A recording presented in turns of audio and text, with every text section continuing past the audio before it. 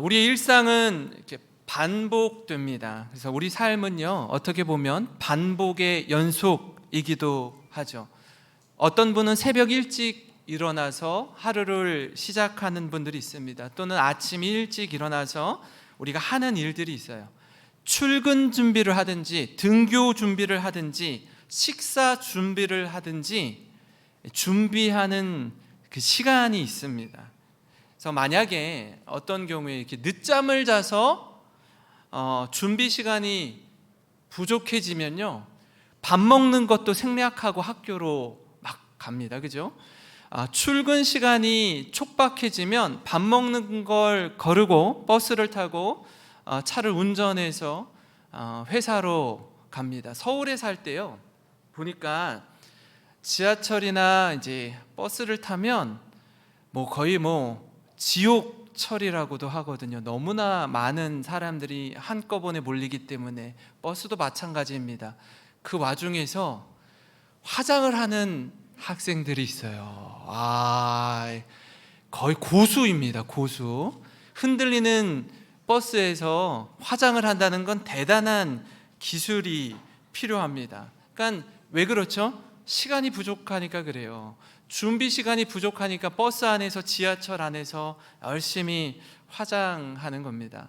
이 같은 맥락에서 유비무환이란 단어가 있어요. 유비무환, 미리 준비하면 걱정거리가 없다라는 뜻입니다. 지난주에 우리 여기 지금 중고등학생 친구들이 있는데, 지난주에 2차 고사를 우리 아이들이 대부분 이제 다 마쳤습니다. 아이들이 시험 공부를 위해서 얼마나 열심히 학교에서, 학원에서, 도서관에서 이 무더운 여름 치열하게 공부하는지 모릅니다. 저도 대학생 딸과 고등학생 아들이 있다 보니까 아이들이 밤늦게까지 공부하는 모습을 보면 좀 마음이 이렇게 짠하더라고요. 그리고 30년 전 제가 고등학생 때나 우리 아이들 30년이 지난 후나 그 방법이나 패턴이 많이 바뀌지가 않았다는 것에도 좀 마음이 좀 씁쓸한 마음이 있었습니다. 그러니까 어떤 때는 그래요, 이렇게까지 해야 되는가라고 생각이 들 때가 있습니다. 내일을 위해서 오늘 최선을 다해 준비하는 그 모습 속에 부모가 딱 해줄 수 있는 게 없어요. 대신 공부해 줄 수가 없습니다. 그러니까 스스로 알아서 해야 되는 거예요. 힘내라고 뒤에서 그저 박수 쳐줄 뿐이죠. 좀 애쓴다고, 수고한다고 자녀를 위해서 간절히 기도할 뿐입니다. 이처럼요, 여러분, 어떤 준비든지 간에 준비를 잘 해놓으면 근심할 게 없습니다. 걱정할 게 없어요. 출근하는 것, 등교하는 것, 식사하는 것, 시험 보는 것 잘 준비되어 있으면 큰 어려움 없이 잘 해낼 수 있습니다. 여러분, 오늘 이처럼 오늘 말씀도 마찬가지입니다. 하나님의 심판을 앞에 둔 준비된 한 사람을 만나요.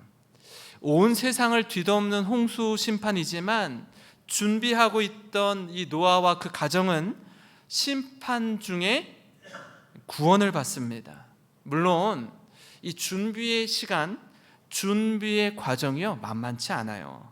왜냐하면 그 준비하는 과정 속에서 여러 가지 목소리가 귀에 들려오기 때문에 그렇습니다. 수군거리는, 비웃음, 비아냥거리는 이야기, 손가락질하는 낙심천만한 상황들, 우리의 마음을 빼앗고 흔드는 이야기들을 듣게 되는 거예요. 그런 이야기를 들으면요, 준비하다가도 이제 포기하고 싶을 때가 있습니다. 마음이 막 흔들리는 거예요. 그래, 왜 내가 이래야 돼? 내가 왜 이렇게 준비해야 돼? 저 사람들은 아무도 하지 않는데 굳이 내가? 하기 싫을 때가 있어요.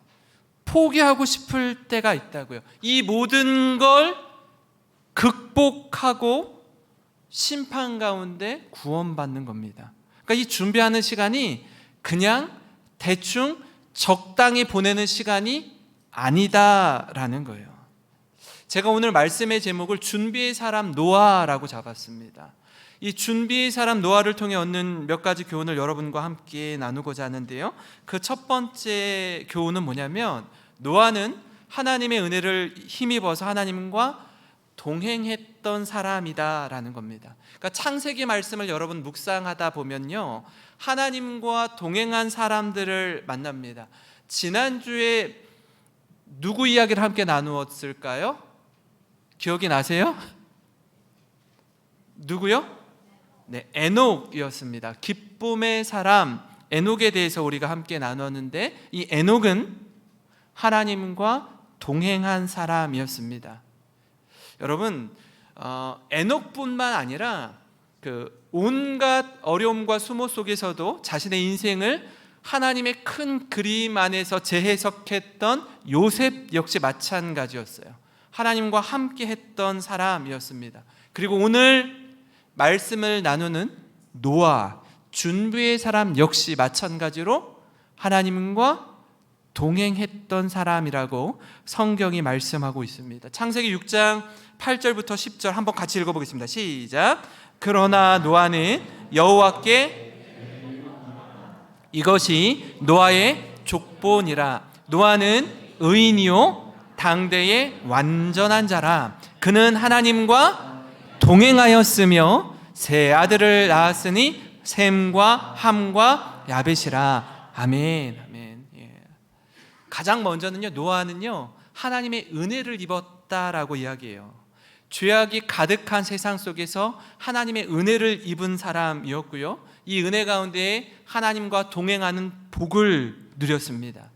우리는 지금 새벽 기도와 이 다락방 소그룹을 통해서 창세기 말씀을 함께 나누고 있습니다. 이를 통해 이 소돔과 고모라 땅의 멸망을 나누었는데요, 이 총체적으로 부패한 소돔과 고모라에서 믿음을 지키며 살기란 여간 어려운 게 아니에요. 모두 다 타락한 세상인데 그 땅 가운데 살면서 하나님과 함께 하나님의 말씀을 따라 살기란 여간 어려운 게 아닙니다. 심지어 그 아브라함의 조카였던 롯마저도 소돔의 부패하고 타락한 문화에 영향을 고스란히 받았습니다. 그러니까 한 도시가 소돔과 고모라가 멸망하는 모습도 이렇다면, 하물며 지금 노아의 홍수 심판은 뭐죠? 한 나라, 한 도시가 아니라 온 세상이 심판받는 상황인 거예요. 그러면 얼마나 부패하고 얼마나 타락한 세상이었는지 그대로 보여주는 대목 아닙니까? 우리가 짐작할 수 있는 내용인데요, 6장 5절부터 7절입니다. 여호와께서 사람의 죄악이 세상에 가득함과 그의 마음으로 생각하는 모든 계획이 항상 악할 뿐임을 보시고 땅 위에 사람 지으셨음을 한탄하사 마음에 근심하시고 이르시되, 내가 창조한 사람을 내가 지면에서 쓸어버리되 사람으로부터 가축과 기는 것과 공중의 새까지 그리하리니 이는 내가 그것들을 지었음을 한탄함이니라 하시니라. 한 도시나 국가가 아니라 온 세상이 죄악으로 가득한 상황입니다. 그러니까 죄악으로 가득한 세상의 원인은 마음에서부터 시작되는 거예요.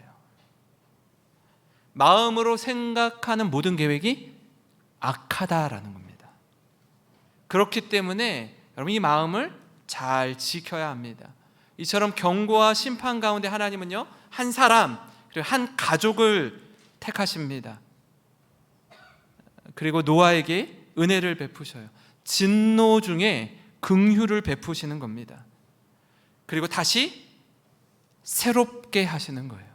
사랑하는 성도 여러분, 이 노아처럼 어두운 세상 속에서도 하나님의 은혜를 누리며 주님과 함께 동행하는 성도님들 되시기를 간절히 소망합니다.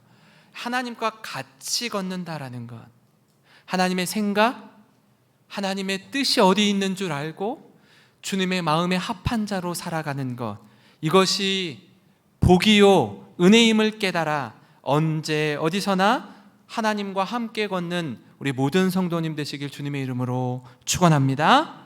그런가 하면요, 여러분, 준비의 사람 노아를 통해 얻는 교훈 다른 한 가지는 뭐냐면, 노아는 하나님의 말씀대로 온전히 순종한 자였다라는 것입니다. 노아는 이 홍수 심판을 앞두고요, 하나님 말씀에 온전히 순종했습니다. 우리가 되게 쉽게 생각하고 여길 수 있는 부분이 뭐냐면, 노아니까 이걸 당연한 것처럼 생각할지 모르지만 당연하지 않습니다. 왜냐하면 세상이 지금 하나님의 심판을 앞두고 있는 상황 가운데서도 여전히 죄 가운데 머물러 있기 때문에 그래요. 누구 하나도요, 노아의 메시지를 듣고 돌이킬 마음이 없습니다. 그래서 심판받고 멸망당하는 것입니다. 세상이 그렇게 움직이면요, 세상에 속한 모든 사람도 그 영향력 아래 영향을 받게 되어 있어요. 그 가운데 믿음을 지키고 하나님의 말씀에 귀를 기울인 한 사람이 있습니다. 그 사람이 바로 노아였어요. 한번 생각해 볼까요? 부패한 세상 가운데 막 떠내려가는 거센 물살을 거슬러 올라가는 거 쉽지 않습니다. 모두가 예스라고 하는데 거기서 노라고 말하는 거 쉽지 않다고요. 그 연어들이 나중에 알을 낳기 위해서 거센 물살을 거슬러서 회귀 본능을 따라서 올라가죠. 물살의 반대 방향으로 올라갑니다. 이거요, 쉽지 않습니다. 노아가 방주를 짓는 기간을 보통 100년 정도로 잡습니다. 500세에 하나님의 부르심을 받고 600세에 노아의 홍수 심판을 받게 돼요. 100년 동안 노아가 방주를 짓고 있을 때 주위 사람들이 노아를 어떻게 바라봤을까요? 수군거렸을 거예요. 그죠? 여기저기서 조롱하는 소리가 들리는 겁니다. 도대체 저 노아와 저들의 가족은 뭐 하는 걸까? 굉장히 의아하게 생각했을 거라고요. 이걸 100년 동안이나 이 모든 수군거림과 비아냥거리는 소리를 다 감당해야 되는 거예요. 그러지 않으면 방주 짓다가 도중에 포기하고 멈췄을 거라고요. 공사를 멈추는 거예요. 이 모든 걸 견뎌내야 방주가 완성되는 겁니다.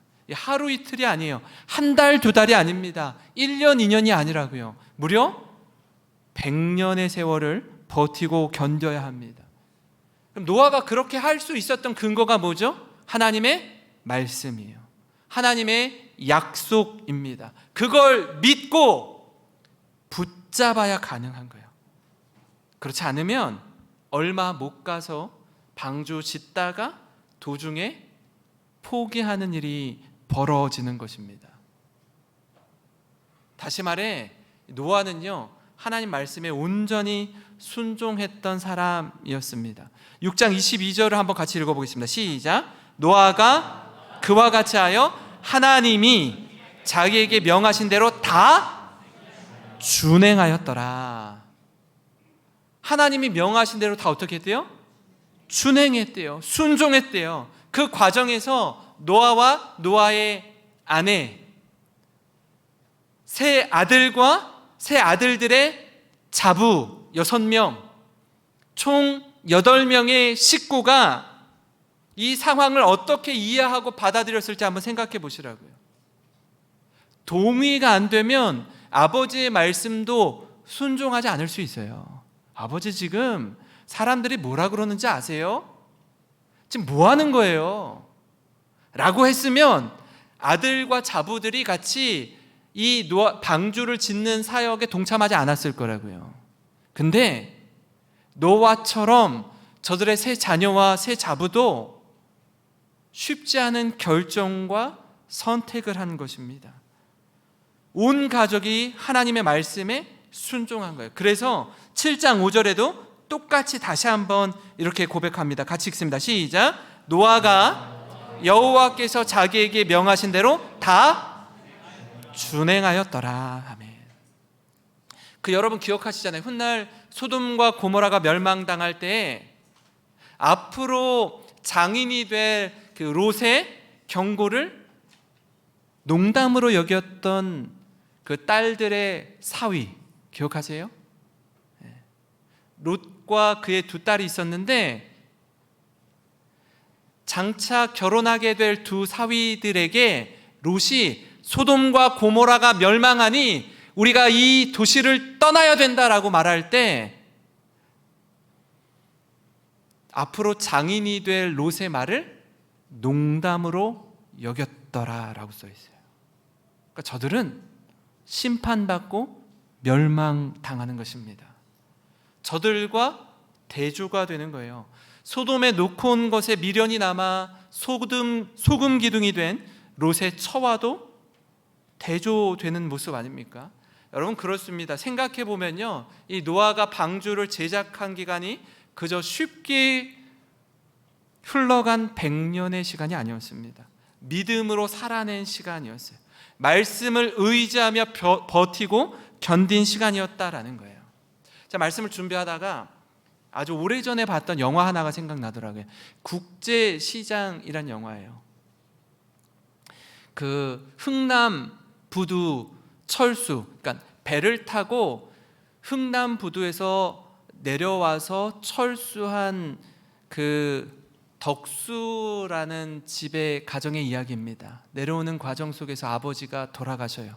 그리고 이 주인공 덕수가 치열하게 살아온 이야기를 담고 있습니다. 그러니까 아버지가 일찍 돌아가셨기 때문에 덕수는 가장으로서의 책임과 생계를 지면서 독일의 광부로 가서 열심히 땀 흘려 일합니다. 베트남 전쟁에 파병되어서 가서 가족들의 생계를 위해서 일해요. 격동의 시대를 온몸으로 견뎌냅니다. 그리고 나서 나이가 지긋하게 들고 자녀손들이 모여서 하하호호 웃고 있을 때 방에 들어가서 아버지의 사진을 보고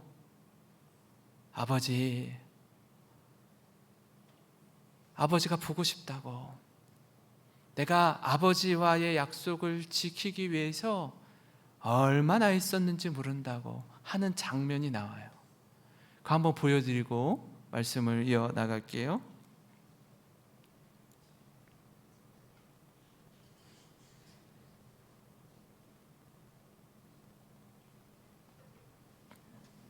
다시 한번 소리 나게끔 해서 보여주세요.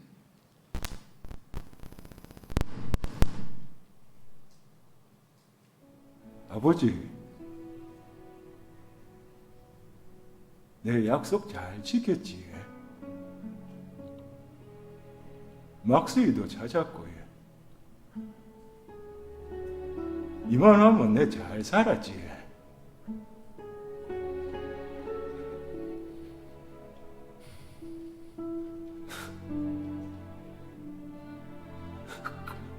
근데 내 진짜 힘들었거든요.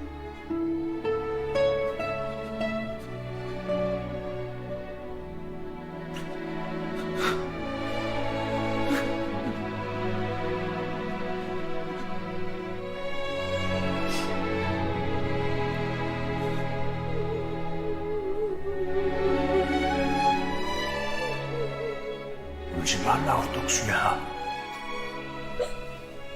아버지,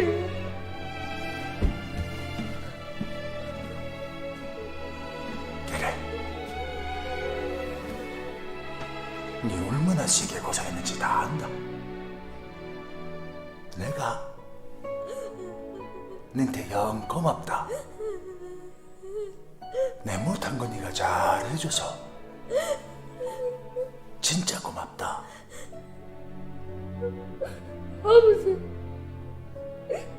아버지가 되게 보고 싶었습니다.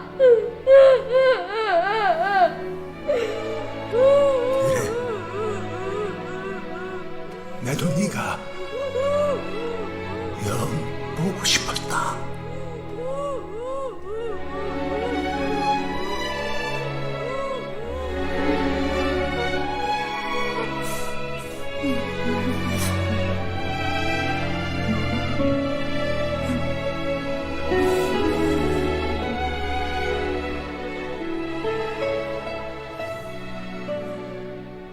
네.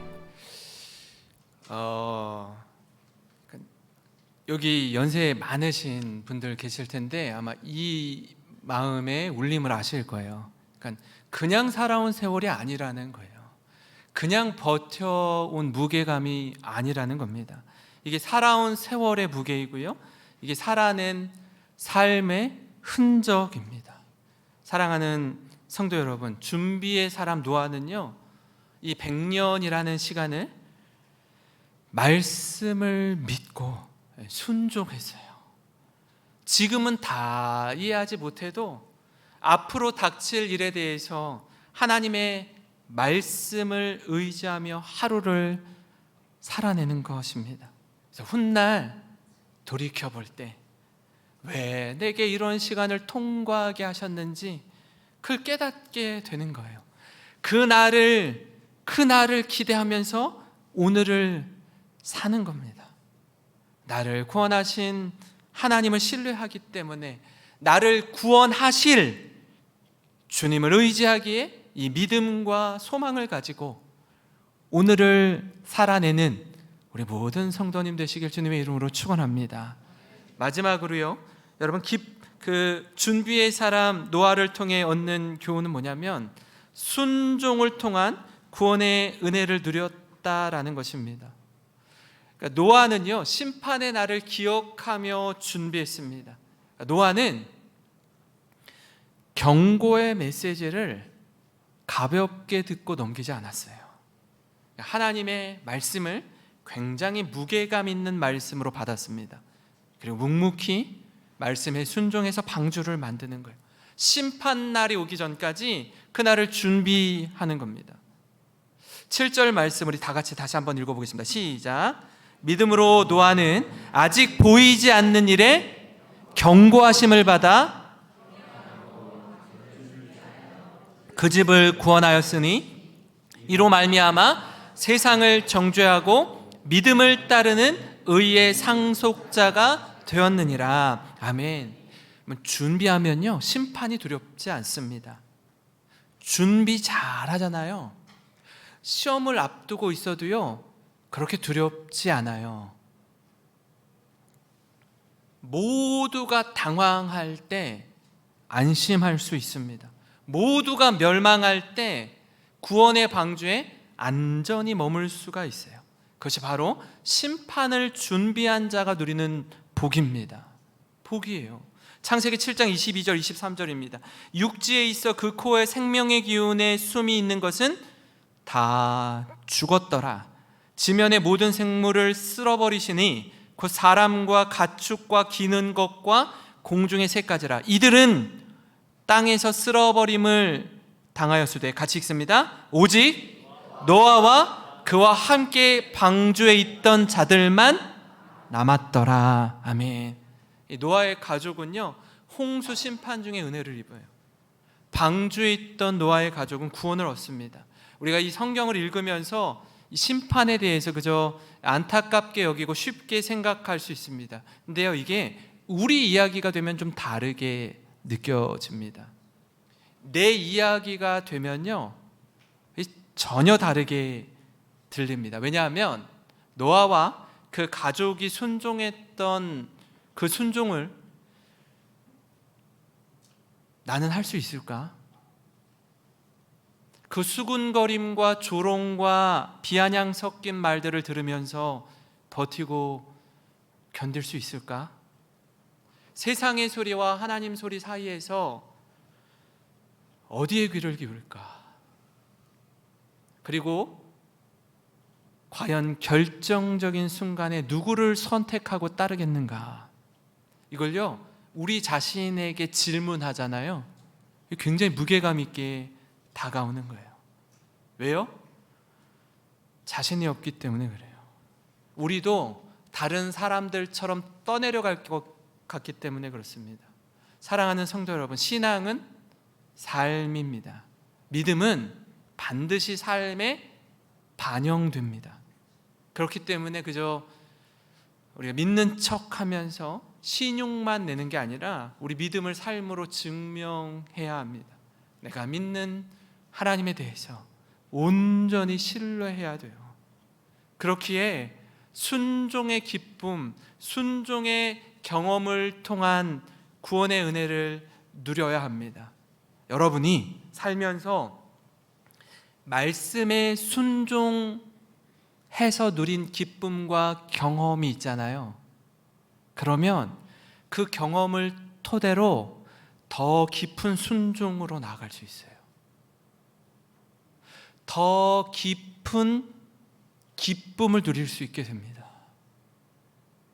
근데 그걸 여태까지 살면서 신앙생활 한다고 하면서 누려보지 않으신 분들은 늘 중요한 때, 결정적인 때에 선택의 기로에 설 때 늘 내 생각, 내 뜻대로 결정하는 게 습관이 되신 분들, 늘 그렇게 살아오신 분들은요, 한 번도 하나님의 말씀 앞에 믿음으로 순종하지 못해요.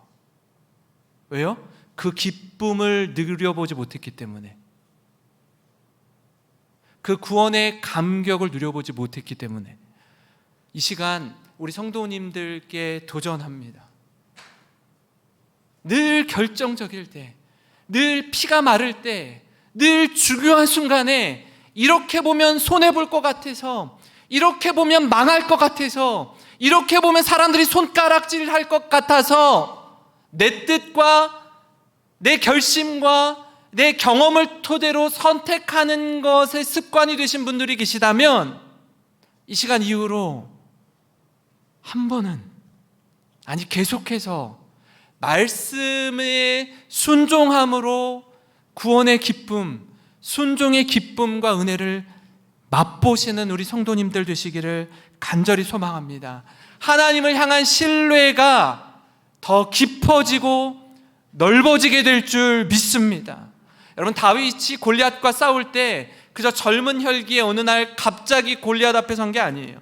나라의 운명이 걸린 전쟁입니다. 사춘기를 한창 보내는 청소년이었던 다윗에게 쉽게 나라의 운명을 맡길 수가 없어요. 여기 중2, 중3, 고1, 고2 있는데 이 친구들에게 최홍만 같은 골리앗과 1대1로 싸울 수 있기에 사울 왕이 선뜻 내어줄 수 없다고요. 지는 전쟁을 어떻게 하냐고요. 근데 어떻게 사울이 그를 골리앗에게 내보냈을까요? 다윗이 골리앗과 싸우려면 뭔가 설득력이 있어야 돼요. 그렇지 않으면 1대1 전투를 결투를 할 수가 없습니다. 그가 사울 왕에게 했던 말을 여러분 기억하십니까? 사무엘상 17장 32절에서 36절입니다. 다윗이 사울에게 말하되 그로 말미암아 사람이 낙담하지 말 것이라. 주의 종이 가서 저 블레셋 사람과 싸우리이다. 사울이 다윗에게 이르되 네가 가서 저 블레셋 사람과 싸울 수 없으리니 너는 소년이요 그는 어려서부터 용사임이라. 다윗이 사울에게 말하되 주의 종이 아버지의 양을 지킬 때에 사자나 곰이 와서 양떼에서 새끼를 물어가면 내가 따라가서 그것을 치고 그 입에서 새끼를 건져내었고 그것이 일어나 나를 해하고자 하면 내가 그 수염을 잡고 그것을 쳐 죽였나이다. 주의 종이 사자와 곰도 쳤은즉 살아계시는 하나님의 군대를 모욕한 이 할례받지 않은 블레셋 사람이리까 그가 그 짐승의 하나와 같이 되리이다. 여러분, 이 다윗의 용기, 믿음, 이 패기가 느껴지십니까? 그냥 우연히 저절로 패기로 나아가는 게 아니에요. 그는 철저히 준비되어 있었습니다. 그는 함께 하시는 하나님을 온전히 신뢰했다고요. 사랑하는 성도 여러분, 준비의 사람 노아를 통해, 준비의 사람 다윗을 통해 우리가 마주하게 될 이 크고 작은 일들에 대해서 준비하셔야 합니다. 하나님이 하실 일들을 기대하며 이 오늘 하루를 믿음으로 살아내시기를 바랍니다. 그래서 정말 말씀 가운데 오롯이 순종하고 준비할 때 심판의 날이 수많은 사람들에게 있어서 두려움의 날, 심판의 날이 우리에겐 구원의 날이요 기쁨의 날이 될 줄 믿습니다. 그 영광스러운 기쁨과 감격과 은혜를 누리는 우리 모든 성도님 되시길 주님의 이름으로 축원합니다.